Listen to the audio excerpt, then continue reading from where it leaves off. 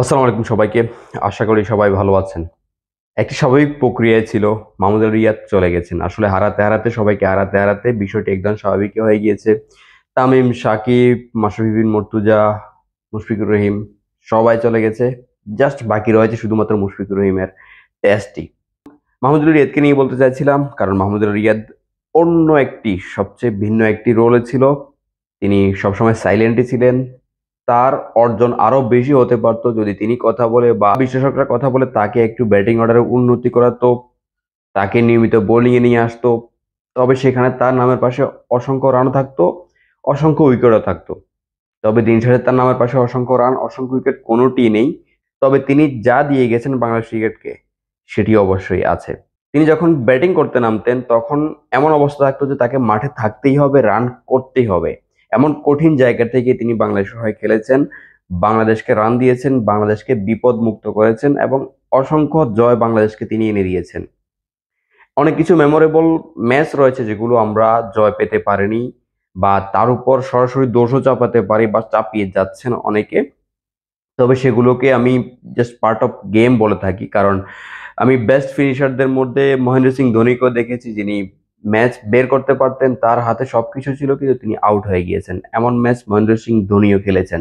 তো সেখানে মাহমুদুল রিয়াদ তিনি যখন ব্যাটিং এ নামতেন তখন তার আশেপাশে কোনো সাপোর্টিভ ব্যাটসম্যান থাকতো না, বা তারপরে যারা তারা সবাই কিন্তু লোয়ার অর্ডারের ব্যাটসম্যান, টেল এন্ডারের ব্যাটসম্যান। তো তাদের উপর ভরসা রেখে বা তাদের উপর আস্থার পরিমাণ রয়েছে সেগুলো রেখে তাকে ব্যাটিং করতে হতো নিজের কথা ভেবে, দলের কথা সবকিছু ভেবেই।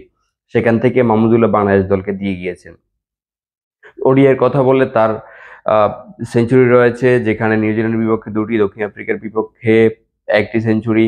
ইংল্যান্ডের বিপক্ষে সেঞ্চুরিগুলো মেমোরেবল হয়ে থাকবে কারণ এগুলো বড় আসরে বাংলাদেশের হয়ে সেঞ্চুরি তিনি করেছিলেন। তবে সেখানে কিছু ইনিংস যেগুলো সেঞ্চুরির মতো হয়নি বা অনেক বেশি হাইলাইটেড হয়নি, তবে আমার কাছে মনে হয় যে এগুলো সব সময় স্বর্ণাক্ষরে লেখা থাকবে। যেমন 2010 সালে মিরপুরে ভারতের বিপক্ষে 40 বলে খেলা 60 রানে যে অপরাজিত ইনিংসটি, যেটি বাংলাদেশকে বড় টোটাল এনে দিয়েছিল। এবং সেখান থেকে কিন্তু মাহমুদুল রিয়াদের কাছ থেকে আমরা ভালো যে চাওয়াটি, বেশি যে চাওয়াটি সেটি চাওয়া শুরু করেছিলাম সেই জায়গাটির দিকে, যেখানে তিনি ব্যাটিং করতেন। এরপরে যদি টেস্টে বলি, সেখানে ভারতের বিপক্ষে 96 রানে অপরাজিত ছিলেন তিনি, কারণ তার পাশে কোনো সাপোর্ট ছিল না। হ্যামিল্টনে তিনি সেঞ্চুরি করেছিলেন। টি-টোয়েন্টিতে আমরা তার কাছ থেকে যেমনটি চেয়েছিলাম তেমনটি পাইনি, তবে মাহমুদুল রিয়াদ তার স্বভাবজাত ছিলেন টি-টোয়েন্টিতেও। এছাড়াও ব্যাটিং এর কথা বলছিলাম, তবে বোলিং এ মাহমুদুল রিয়াদের কাছ থেকে ছিল 166টি উইকেট। আর যদি ছক্কার দিকের কথা বলি, যেটি বাংলাদেশের হয়ে এখনো পর্যন্ত সর্বোচ্চ 208টি ছক্কা মাহমুদুল রিয়াদ আন্তর্জাতিক ক্রিকেটে মেরেছেন। সবকিছু মিলিয়ে বোলিং বলি, ব্যাটিং বলি, সব দিক দিয়ে মাহমুদুল রিয়াদ একজন অংসাং হিরো ছিল আমাদের কাছে। তার নামের পাশে প্রাপ্তি ছিল না, তার নামের পাশে অর্জন ছিল না।